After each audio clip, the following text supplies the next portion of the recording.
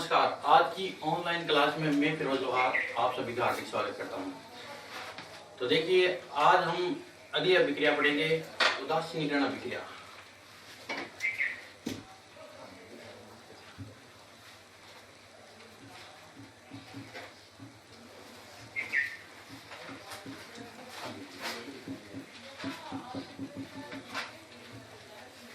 देखो, उदासीनीकरण अभिक्रिया वह अभिक्रिया जिसमें अम्ल एवं क्षार आपस में क्रिया करके लवण एवं जल का निर्माण करते हैं, उदासीनीकरण अभिक्रिया कहलाती है।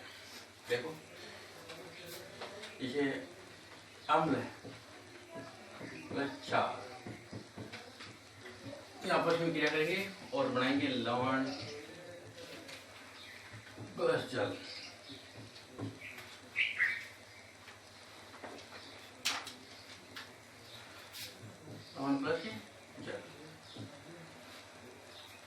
यानी अम्ल और क्षार आपस में क्रिया करके लवण और जल का निर्माण करते हैं। इस अभिक्रिया को हम बोलते हैं उदासीनीकरण अभिक्रिया। क्या बोलते हैं? उदासीनीकरण।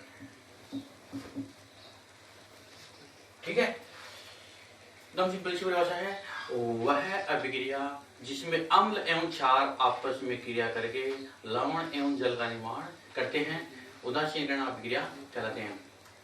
उदाहरण के तौर पर देखो, जैसे HCl प्लस NaOH, ये मिलकर निर्माण करें NaCl प्लस H2, ये है हाइड्रोक्लोरिक अम्ल, ये है सोडियम हाइड्रोक्साइड, ये है अम्ल है। हाइड्रोक्लोरिक अम्ल क्या है? अम्ल। ये सोडियम हाइड्रोक्साइड, ये क्या है? क्षार। ये sodium NaCl, sodium chloride. NaCl क्या है? सोडियम क्लोराइड, जो क्या है? लवण। और H2 ये है जल। इस अभिक्रिया को हम बोलते हैं उदासीनीकरण अभिक्रिया। ठीक है, समझ गए होंगे? दोबारा देख लो। वह अभिक्रिया जिसमें अम्ल एवं क्षार आपस में क्रिया करके लवण एवं जल का निर्माण करते हैं, उदासीनीकरण अभिक्रिया कहलाती है। आगे देखिए, उदासीनीकरण अभिक्रिया में बनने वाले लवण की प्रकृति क्या है, उसकी पीएच कितनी है, यह डिपेंड करता है लेने वाले अम्ल एवं क्षार पर। प्रबल अम्ल है, प्रबल क्षार है तो कैसा लवण बनेगा? प्रबल अम्ल है, दुर्बल क्षार है तो कैसा लवण बनेगा और उसकी प्रकृति क्या होगी? और यदि दुर्बल अम्ल है और प्रबल क्षार है तो कैसा लवण बनेगा और उसकी प्रकृति क्या होगी? तो देखिए, जैसे हमने ले प्रबल अम्ल प्लस प्रबल क्षार, प्रबल अम्ल और प्रबल क्षार जब लेंगे तो जो लवण बनेगा उस लवण की प्रकृति, इसकी पीएच यदि तुम चेक करोगे जांचोगे तो कितनी मिलेगी? 7। प्रबल अम्ल और प्रबल क्षार से बनने वाले लवण की पीएच का मान कितना होगा? 7। और जिस लवण या जिस पदार्थ की पीएच का मान 7 होता है उसकी प्रकृति कैसी होती है? उदासीन। उसकी प्रकृति कैसी होगी? उदासीन होगी। ठीक है, देखो किस प्रकार ये प्रबल अम्ल और प्रबल क्षार क्रिया करते हैं उसको अपन समझते हैं। जैसे प्रबल अम्ल ले लिया हमने HCl और प्रबल क्षार ले लिया NaOH, ये प्रबल अम्ल है, ये प्रबल क्षार है। तो इसके अंदर क्या होगा? ये बनने वाले देखे हैं NaCl प्लस H2O, और इसमें देखो होती क्या है? HCl प्लस NaOH को जैसे मिलाते हैं तो ये टूटता है,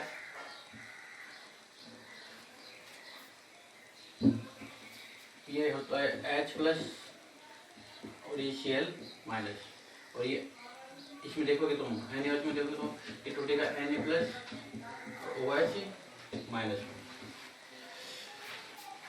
HCl तो टूटेगा H प्लस Cl माइनस में, Na टूटेगा Na प्लस OH माइनस में। देखो ये आपस में H प्लस और OH माइनस, ये आपस में मिलकर क्या बना लेंगे, जल H2O। और Na प्लस और Cl माइनस ये मिलकर बना लेंगे NaCl। तो ये जगह H plus OH minus plus NaCl, और ये दोनों मिलकर क्या बनाएंगे, H प्लस OH माइनस ये मिलकर क्या बना लिया, H2O। यानी कि देखो इस अम्ल में देखो, अम्ल जलीय विलयन में कौन सा आयन दे रहा है, हाइड्रोक्सिल आयन। और ये क्षार जलीय विलयन में कौन सा देता है, हाइड्रोक्स, ये हाइड्रोजन आयन। अम्ल देगा हाइड्रोजन आयन और क्षार देगा हाइड्रोक्सिल आयन। और H प्लस और OH माइनस मिलकर क्या बना लेंगे, जल H2O। ठीक है, नोट कर लो।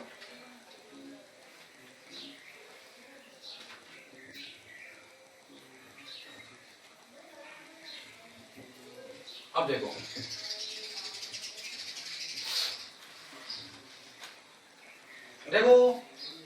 जब प्रबल अम्ल एवं प्रबल क्षार आपस में मिलकर लवण का निर्माण करते हैं, वो उस लवण की प्रकृति उदासीन होती है और उसका पीएच का मान 7 होता है।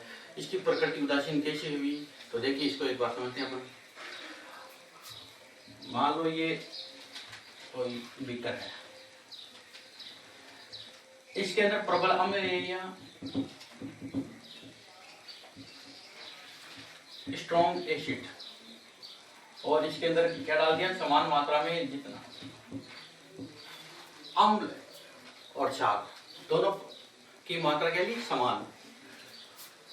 यहां पर लिया स्ट्रॉन्ग बेस, प्रबल अम्ल ले लिया और प्रबल क्षार ले लिया। प्रबल अम्ल का मतलब होता है वह अम्ल जो जल में पूर्णतया आयनित हो जाता है। प्रबल क्षार का मतलब है वह क्षार जो जल में पूर्णतया आयनित हो जाता है। आयनित होना, पूर्णतया आयनित हो जाए, इसका मतलब हो गया वो प्रबल है। और यदि आंशिक आयनित हो रहा है उसका मतलब होता है दुर्बल। तो प्रबल अम्ल और प्रबल क्षार में क्या होंगे, ये दोनों क्या होंगे, पूर्णतया आयनित होंगे। पूर्णतया आयनित का मतलब है ये अम्ल देगा H प्लस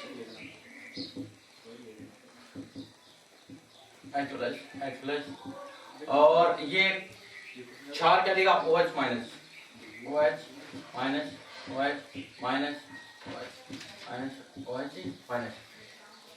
इन पूर्ण बराबर ले रहे हैं तो बराबर मात्रा में ही H प्लस आयन और OH माइनस आयन आएंगे, और ये H प्लस और OH माइनस आयन मिलकर क्या मिलाएंगे, जल बनाएंगे। यानी कि कोई भी H प्लस आयन या OH माइनस आयन इस विलयन के अंदर शेष नहीं रहेंगे, सबके सभी मिलकर जल का अणु का निर्माण कर लेंगे। इसलिए इस विलयन की पीएच का मान कितना हो जाएगा, 7 हो जाएगा। यानी प्रकृति कैसी हो जाएगी, इसकी कैसे हो जाएगी प्रकृति, नेचर कैसी होगी इस विलयन की, न्यूट्रल। न्यूट्रल का मतलब उदासीन हो गई, समझ गए। यानी प्रबल अम्ल और प्रबल क्षार पूर्णतया आयनित हो जाएंगे, और पूर्णतया आयनित होंगे जो H प्लस आयन होंगे और OH माइनस आयन होंगे, वो आपस में मिलकर जल के अणु का निर्माण करेंगे। इसलिए इसकी प्रकृति क्या हो जाएगी, उदासीन होगी।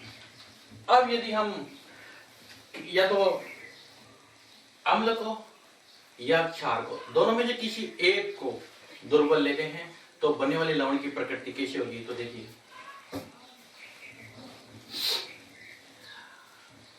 हम ले रहे हैं प्रबल अम्ल प्लस दुर्बल क्षार, दुर्बल क्षार, तो जो लवण बनता है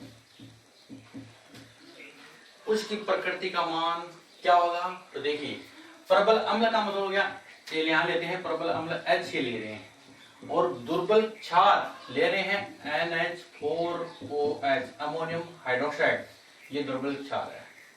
दुर्बल क्षार वीक बेस, ये स्ट्रॉन्ग एसिड, स्ट्रॉन्ग प्रबल एसिड यानी कि अम्ल, ये वीक यानी दुर्बल, बेस यानी क्षार।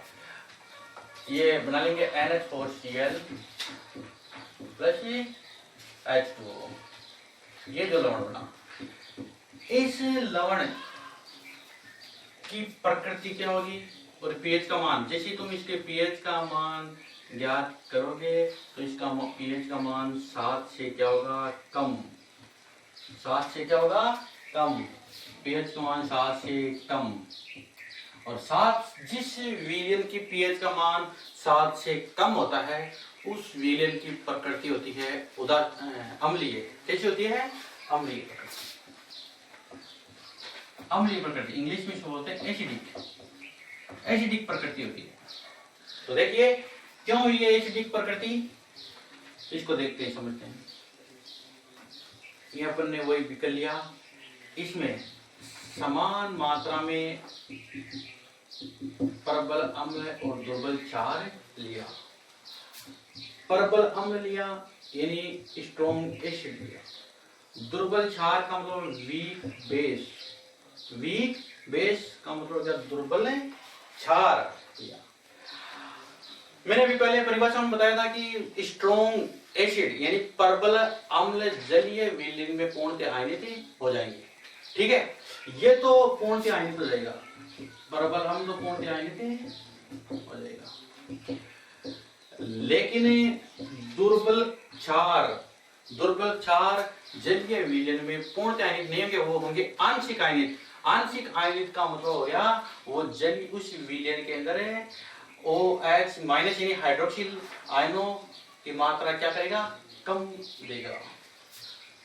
OH माइनस आयन दिया, इसने OH माइनस आयन दे दिया, OH माइनस आयन दे दिया, OH माइनस आयन दिया।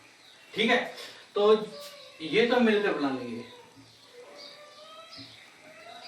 लेकिन इस विलयन के अंदर कौन से आयन शेष रह जाएंगे, H प्लस आयन शेष रह जाएंगे।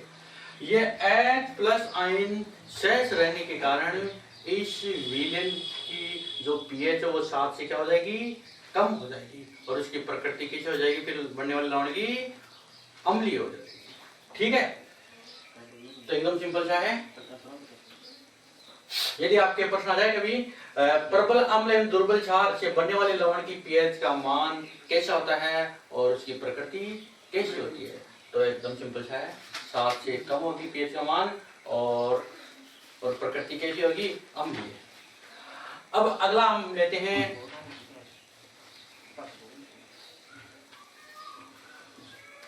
दुर्बल अम्ल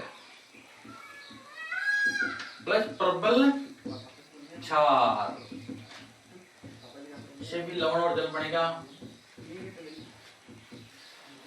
दुर्बल यानी कि weak acid plus strong base salt plus water.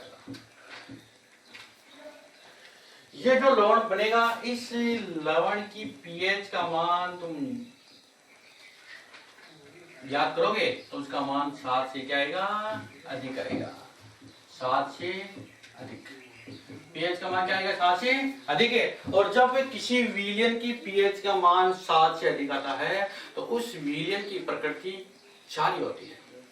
तो ये इसकी प्रकृति कैसी हो जाएगी, नेचर। नेचर कैसी हो जाएगी इसकी, बेसिक। कैसी हो जाएगी, बेसिक, क्षारीय हो जाएगी। कैसी प्रकृति हो जाएगी इसकी, क्षारीय। 7 से कम हो गया तो अम्लीय, 7 से अधिक हो गया तो क्षारीय और 7 हो गया तो उदासीन।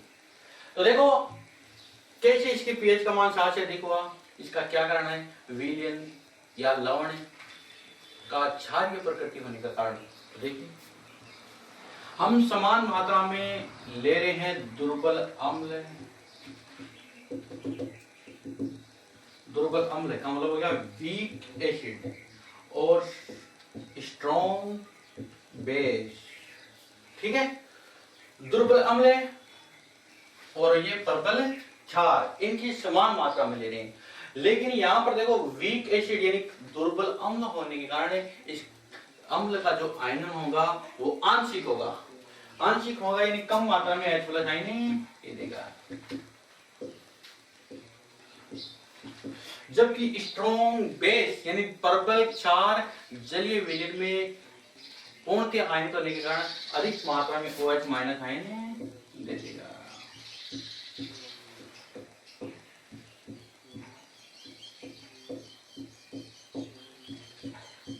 ये जो H प्लस है OH माइनस ये आपस में क्रिया करके जल बना लेंगे, लेकिन इस विलयन के अंदर कौन से आयन शेष रह जाएंगे? हाइड्रोक्सिल आयन शेष रह जाएंगे। हाइड्रोक्सिल आयन शेष रहने के कारण इस विलयन की प्रकृति कैसी हो जाएगी? क्षारीय, अर्थात पीएच का मान 7 से अधिक हो जाएगा। ठीक है, समझ गए होंगे, एकदम इजी है, नोट कर लो।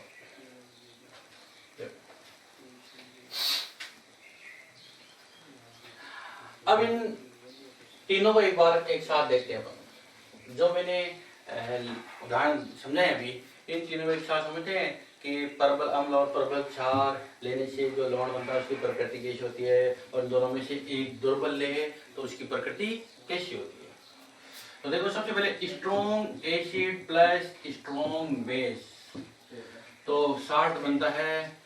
इस साल्ट की जो पीएच का मान तुम चेक करोगे या ज्ञात करोगे तो कितनी आएगी?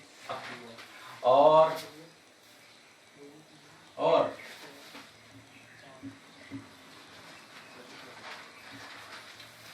उसकी प्रकृति नेचर कैसी हो जाएगी? नेचर हो जाएगी इसकी न्यूट्रल। दूसरा, यदि इनमें से वीक ले ले, strong acid plus weak base ले ले, तो बनने वाले साल्ट की जो पीएच है वो 7 से क्या हो जाएगी? कम, लेस देन 7, लेस देन 7। ठीक है, और जब किसी भी विलयन की पीएच का मान 7 से कम हो जाता है तो उसकी प्रकृति कैसी हो जाती है? एसिडिक, अम्लीय। कैसी हो जाएगी? अम्लीय हो जाएगी।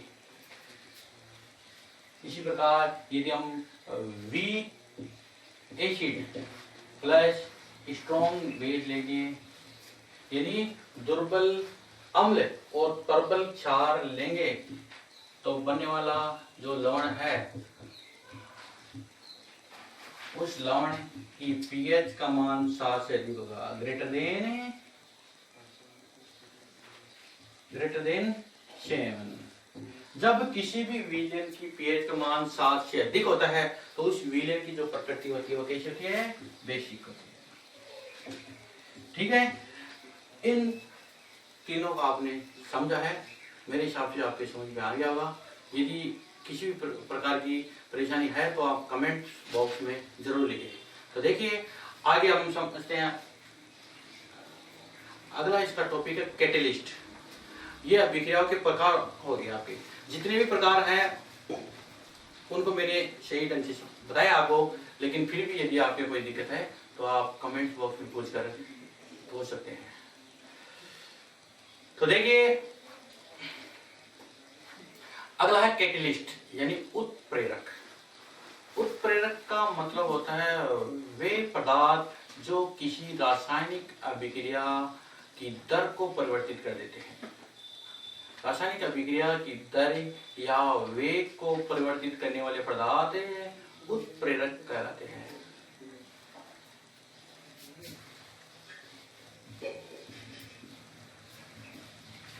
कैटलिस्ट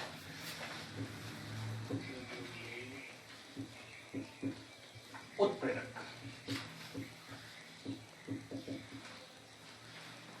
उत्प्रेरक क्या करते हैं? किसी भी रासायनिक अभिक्रिया में सूक्ष्म मात्रा में प्रयुक्त होते हैं। सूक्ष्म मात्रा में प्रयुक्त होते हैं, थोड़ी सी मात्रा काम आती है। दूसरा, ये काम क्या करते हैं? अभिक्रिया की दर, रेट ऑफ रिएक्शन, अभिक्रिया की दर को, अभिक्रिया की दर या फिर बोल सकते हो वेग को क्या करते हैं? चेंज करते हैं, परिवर्तित करते हैं। ठीक है। तीसरा, इसका ये ध्यान रखो, ये किसी भी अभिक्रिया के दौरान अपरिवर्तित रहते हैं। स्वयं कैसे रहते हैं? अपरिवर्तित रहते हैं, अपरिवर्तित रहते हैं। अब इन तीनों पॉइंटों को मिलाकर हम इसकी परिभाषा लिखते हैं। किसी भी अभिक्रिया में सूक्ष्म मात्रा में प्रयुक्त होने वाले वे पदार्थ जो किसी रासायनिक अभिक्रिया की दर को परिवर्तित कर देते हैं लेकिन स्वयं अपरिवर्तित रहते हैं। स्वयं अपरिवर्तित का मतलब हो गया अभिक्रिया के दौरान इनके भार और रासायनिक संगठन में कोई परिवर्तन नहीं होता है। तो एकदम सिंपल सा है। यदि और सिंपल इसको लिखना चाहते हो तो लिख सकते हो तो मैं वे पदार्थ जो किसी अभिक्रिया की दर को परिवर्तित करते हैं लेकिन अभिक्रिया के दौरान स्वयं अपरिवर्तित रहते हैं, उत्प्रेरक कहलाते हैं। उत्प्रेरक के प्रकार, अगला है उत्प्रेरक के प्रकार, टाइप्स ऑफ कैटलिस्ट।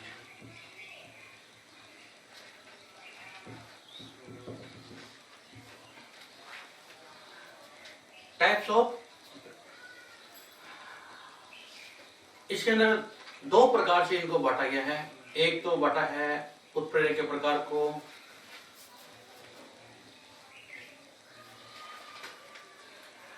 मैंने उत्प्रेरक की भी परिभाषा बताई, वे पदार्थ जो किसी अभिक्रिया की दर को परिवर्तित करते हैं लेकिन स्वयं अपरिवर्तित रहते हैं, उत्प्रेरक कहलाते हैं। तथा उत्प्रेरक की जो क्रिया करने की विधि है या उत्प्रेरक के कार्य, इस क्रिया को या इस घटना को उत्प्रेरण कहते हैं। उत्प्रेरण, कैटेलाइसिस, कैटेलाइसिस, कैटेलिस्ट जो काम करता है उसको क्या बोलते हैं? कैटेलाइसिस यानी उत्प्रेरण। तो देखो उत्प्रेरक के प्रकार में एक तो है अवस्था के आधार पर, भौतिक अवस्था के आधार पर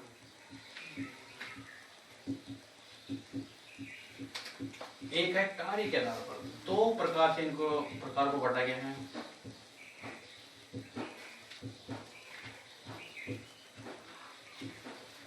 अवस्था के आधार पर दो प्रकार के उत्प्रेरक होते हैं, समांगी उत्प्रेरक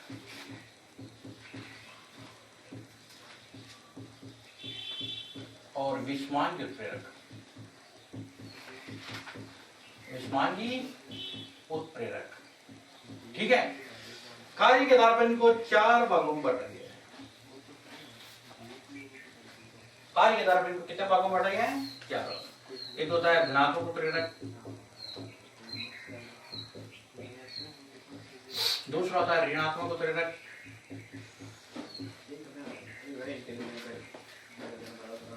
एक होता है सह-उत्प्रेरक,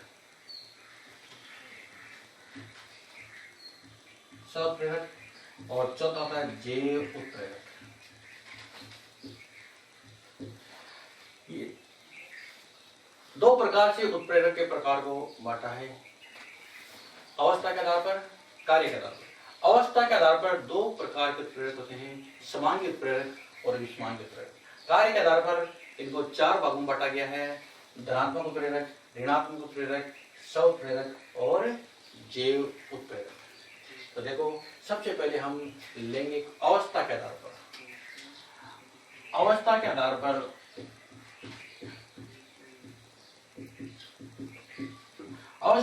पर दो प्रकार के मैंने बताए, समांगी उत्प्रेरक और विषमांगी उत्प्रेरक। समांगी उत्प्रेरक पहला लेते हैं हम, समांगी उत्प्रेरक।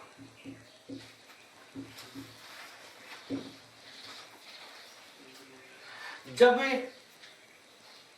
अभिकारक, उत्प्रेरक एवं उत्पाद की अवस्था एक समान होती है, जब अभिकारक, उत्पाद एवं उत्प्रेरक तीनों की एक ही भौतिक अवस्था होती है तो इसे समांगी उत्प्रेरक कहते हैं तथा इस क्रिया को बोलते हैं समांगी उत्प्रेरण।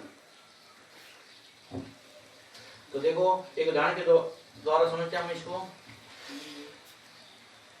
SO2 प्लस O2 ये गैस अवस्था में है, सल्फर डाइऑक्साइड और ऑक्सीजन ये कौन सी अवस्था में है? गैस अवस्था में। और यहाँ इसमें उत्प्रेरक जो काम आ रहा है NO, ये भी कौन सी अवस्था में है? गैस अवस्था में।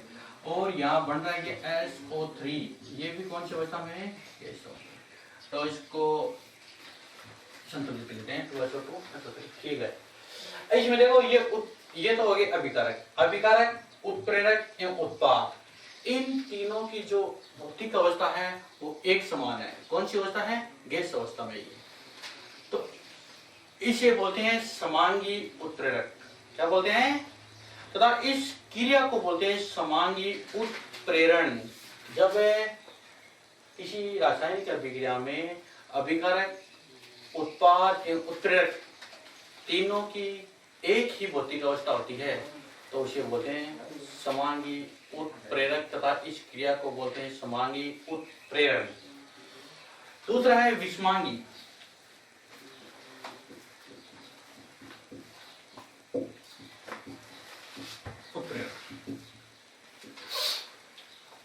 विषमांगी का मतलब जब अभिकारक एवं उत्प्रेरक की भौतिक अवस्था अलग अलग हो जाए,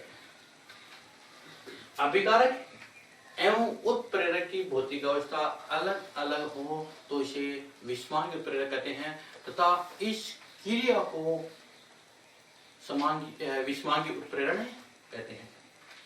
भौतिक अवस्था यदि अलग अलग हो जाए तो विषमांगी और समान हो जाए तो समांगी। नाम से पता चल रहा है। देखो जैसे N2 प्लस H2 ये चेंज हो रहा है NH3 अमोनिया में, ये गैस अवस्था में, लेकिन इसमें जो उत्प्रेरक आ रहा है F उत्प्रेरक ये सॉलिड अवस्था में है। कौन सी अवस्था में है? ठोस अवस्था में। तो देखो अभिकारक और उत्प्रेरक, अभिकारक और उत्प्रेरक इन दोनों की भौतिक अवस्था क्या है? अलग अलग। ये गैस अवस्था में है, ये सॉलिड अवस्था में है, ठोस अवस्था में है। तो इसे बोलते हैं विषमांगी उत्प्रेरक तथा इस क्रिया को बोलते हैं विषमांगी उत्प्रेरण। इनमें देखो विषमांगी में क्या था? इन तीनों की देखो भौतिक अवस्था समान थी, समान थी इसलिए समांगी। इनमें अलग हो गई इसलिए विषमांगी उत्प्रेरण तथा इस क्रिया को बोलते हैं विषमांगी उत्प्रेरण। ये हो गए अवस्था के आधार पर। अगला है कार्य के आधार पर उत्प्रेरक के प्रकार।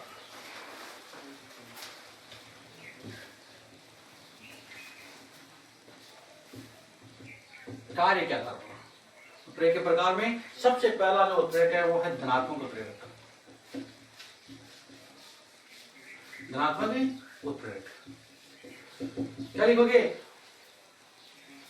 वह उत्प्रेरक जो किसी रासायनिक अभिक्रिया की दर को बढ़ाता है, रासायनिक अभिक्रिया की दर या वेग को बढ़ाता है, धनात्मक उत्प्रेरक कहलाता है। या रासायनिक अभिक्रिया की दर को बढ़ाने वाले उत्प्रेरक को धनात्मक उत्प्रेरक कहते हैं।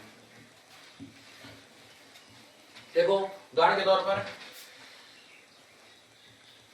जैसे कि ये अभिक्रिया देखो N2 प्लस 3H2 बराबर 2NH3। इस अभिक्रिया में जो F उत्प्रेरक काम आ रहा है ये धनात्मक उत्प्रेरक। इसी प्रकार SO2 प्लस O2 बराबर 2SO3, इसमें जो आ रहा है NO, ये दोनों जो उत्प्रेरक है वो दोनों ही इस अभिक्रिया की दर को बढ़ा रहे हैं। अभिक्रिया की दर को बढ़ाने के कारण ये दोनों कैसे उत्प्रेरक हो गए? धनात्मक उत्प्रेरक हो गए। अगला है उत्प्रेरक ऋणात्मक उत्प्रेरक।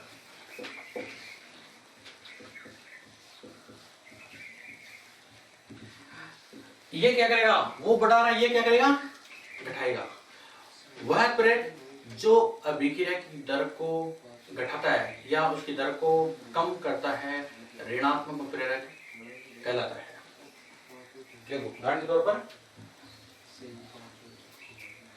देखो जैसे 2H2O2 बराबर चेंज हो गया 2HO प्लस O2।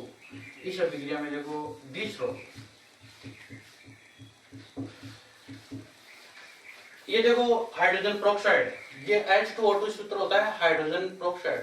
ये इसका वियोजन हो रहा है H2O प्लस O2 में, H2O प्लस O2 में वियोजन हो रहा है, ठीक है। लेकिन जब इस H2O2 के विलयन के अंदर जैसे ग्लिसरॉल की मात्रा तुम डालोगे तो इसकी जो इसमें वियोजित होने की जल और ऑक्सीजन में वियोजित होने की दर धीरे धीरे क्या होती जाएगी? कम होती जाएगी। यानी ये अभिक्रिया की दर को क्या करता है? कम करता है। ये इसलिए इसको बोलेंगे यहाँ पर ये किसका काम कर रहा है? ऋणात्मक उत्प्रेरक का काम कर रहा है। धनात्मक तो क्या करता है? अभिक्रिया की दर को बढ़ाता है, जबकि ऋणात्मक क्या करता है? अभिक्रिया की दर को घटाता है। तीसरा है समता उत्प्रेरक।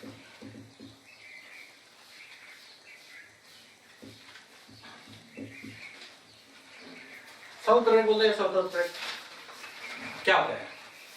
किसी भी रासायनिक अभिक्रिया में बना उत्पाद ही यदि उत्प्रेरक का काम करने लग जाता है, रासायनिक अभिक्रिया में बना उत्पाद ही यदि उत्प्रेरक का कार्य करने लग जाता है तो उसे सौतोत्प्रेरक कहते हैं।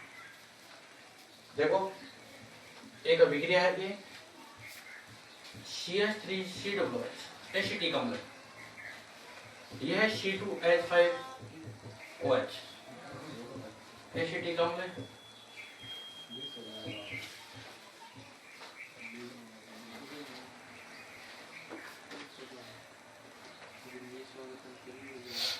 नहीं ये नहीं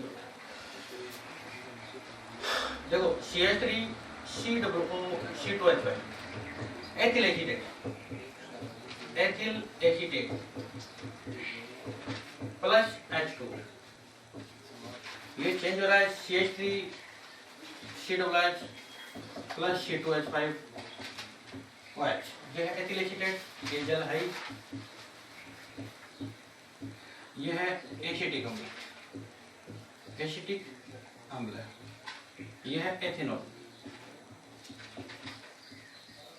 इस अभिक्रिया में देखो एथिल एसीटेट प्लस जल ये मिलकर क्या बना रहे हैं? एसिटिक अम्ल और एथेनॉल। यानी एथिल एसीटेट के अंदर जब जल की साथ क्रिया करते हैं तो एसिटिक अम्ल का निर्माण होता है, साथ में क्या बनता है? एथेनॉल।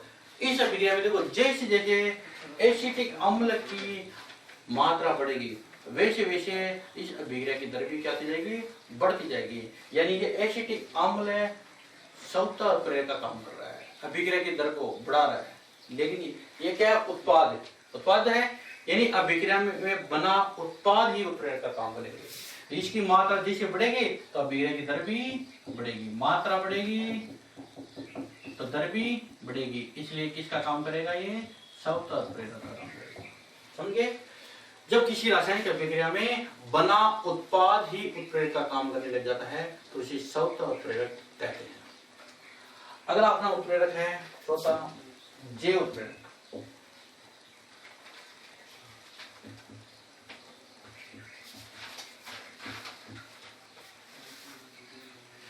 देखो जैव उत्प्रेरक किसे कहते हैं? जैव रासायनिक अभिक्रियाओं की दर को परिवर्तित करने वाले उत्प्रेरक को जैव उत्प्रेरक कहते हैं। या जैव रासायनिक अभिक्रियाओं जो शरीर के अंदर शरीर में होने वाली जो क्रिया होती है ना, जैव रासायनिक क्रिया, उनकी दर को परिवर्तित करने वाले पदार्थों को हम बोलते हैं जैव उत्प्रेरक।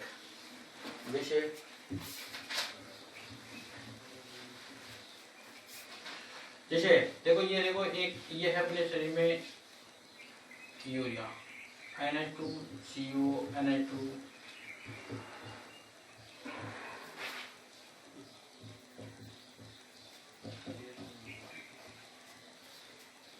ठीक है। इस अभिक्रिया में देखो ये क्या है? यूरिया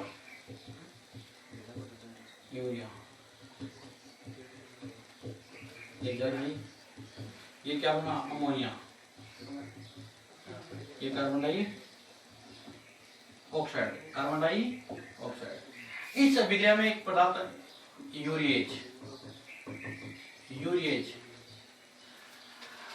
यूरिया और जल आपस में मिलकर क्या बना रहे हैं? Ammonia plus CO2। ये हमारे शरीर के आने वाली क्रिया वर्क के अंदर ये जो क्रिया होती है ना, मूत्र बनने की क्रिया, वर्गों के अंदर मूत्र बनने की क्रिया में ये होती है।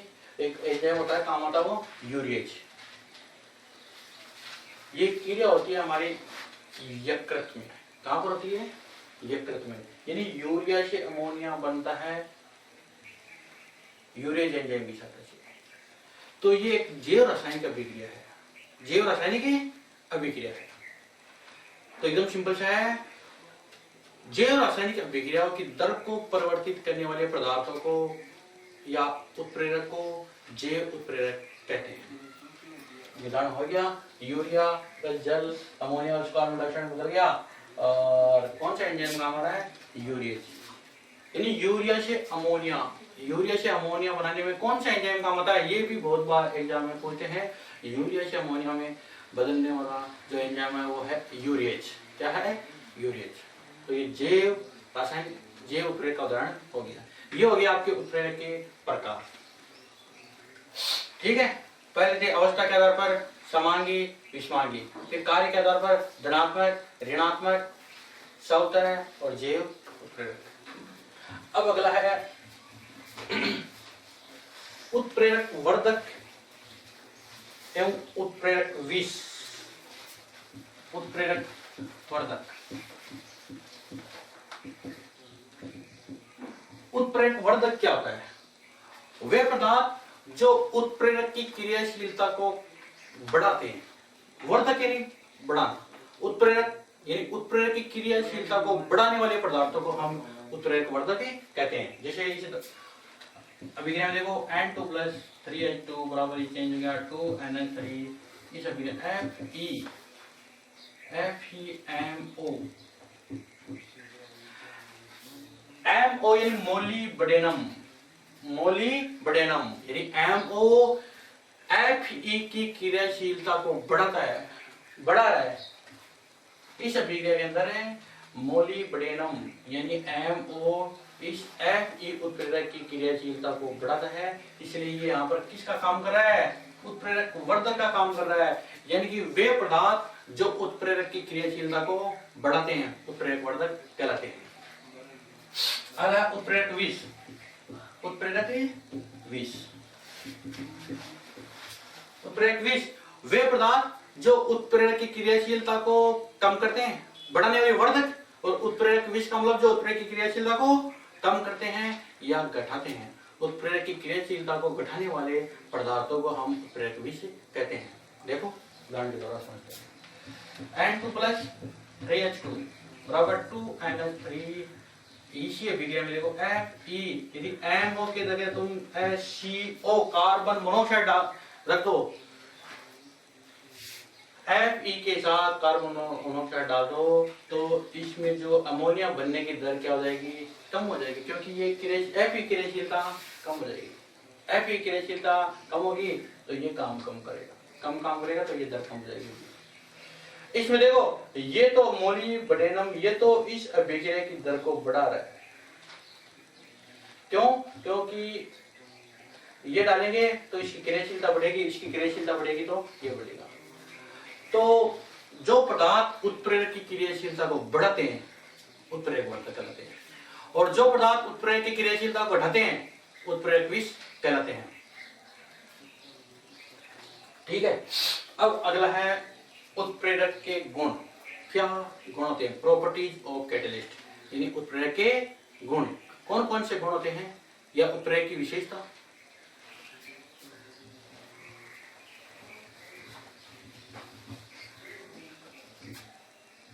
उत्प्रेरक के गुण या उत्प्रेरक की विशेषता एक ही बात है, प्रॉपर्टी ऑफ कैटलिस्ट।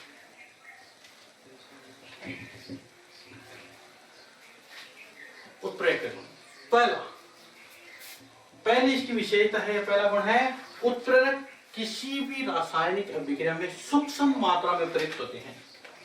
सूक्ष्म मात्रा में प्रयुक्त होते हैं, सूक्ष्म मात्रा में प्रयुक्त होते हैं। किसी भी रासायनिक अभिक्रिया में सूक्ष्म मात्रा में प्रयुक्त होते हैं। दूसरा, उत्प्रेरक केवल रासायनिक अभिक्रिया की दर को ही परिवर्तित करते हैं, अभिक्रिया को प्रारंभ नहीं करते हैं। यानी प्रारंभ तो कौन करता है? अभिकारक। प्रारंभ करने का काम किसका होता है? अभिकारकों का। लेकिन उत्प्रेरक का काम क्या होता है? अभिक्रिया की दर को परिवर्तित करना। उत्प्रेरक अभिक्रिया की दर को परिवर्तित करते हैं, अभिक्रिया की दर को परिवर्तित करते हैं, केवल अभिक्रिया की दर को ही परिवर्तित करते हैं, अभिक्रिया को प्रारंभ नहीं करते हैं। अभिक्रिया का प्रारंभ कौन करता है? अभिकारक। जबकि उत्प्रेरक का काम होता है अभिक्रिया की दर को परिवर्तित करना। तीसरा, अभिक्रिया के दौरान उत्प्रेरक अपरिवर्तित रहते हैं। अपरिवर्तित यानी कि अपरिवर्तित का मतलब हो गया अनचेंजेबल रहते हैं। अभिक्रिया के दौरान क्या रहते हैं? अनचेंजेबल, यानी इनके रासायनिक संगठन और भार में कोई परिवर्तन नहीं होता है। भार और संगठन में कोई परिवर्तन नहीं होता है, यानी किसी अभिक्रिया के दौरान उत्प्रेरक अपरिवर्तित रहते हैं। अगला, उत्क्रमणीय अभिक्रियाओं में उत्प्रेरक अग्र एवं प्रतीक दोनों अभिक्रियाओं को समान रूप से परिवर्तित करते हैं, प्रभावित करते हैं। समान रूप से प्रभावित करते हैं या परिवर्तित करते हैं। उत्क्रमणीय अभिक्रिया, उत्क्रमणीय अभिक्रिया में उत्प्रेरक अग्र एवं प्रतीक दोनों अभिक्रियाओं को समान रूप से परिवर्तित करते हैं। अगली चीज, एक विशेष उत्प्रेरक एक विशेष अभिक्रिया को ही की दर को ही परिवर्तित करता है, यानी कि एक विशेष अभिक्रिया में एक विशेष उत्प्रेरक काम होता है। ऐसे नहीं हर कोई अभिक्रिया हो और उसमें कोई सा उत्प्रेरक डाल दो, काम नहीं करेगा वो। तो एक विशेष अभिक्रिया के लिए एक विशेष उत्प्रेरक ही प्रयुक्त होता है। विशेष के लिए विशेष ही। अगला, उत्प्रेरक एक निश्चित ताप पर ही कार्य करते हैं। यदि उस ताप से कम यदि ताप है, जो इसका काम करने का जो ताप है उससे यदि कम है वो या बहुत ज्यादा है, तो वो उत्प्रेरक की क्रियाशीलता है वो कम हो जाएगी। उसके काम करने की दर क्या हो जाएगी?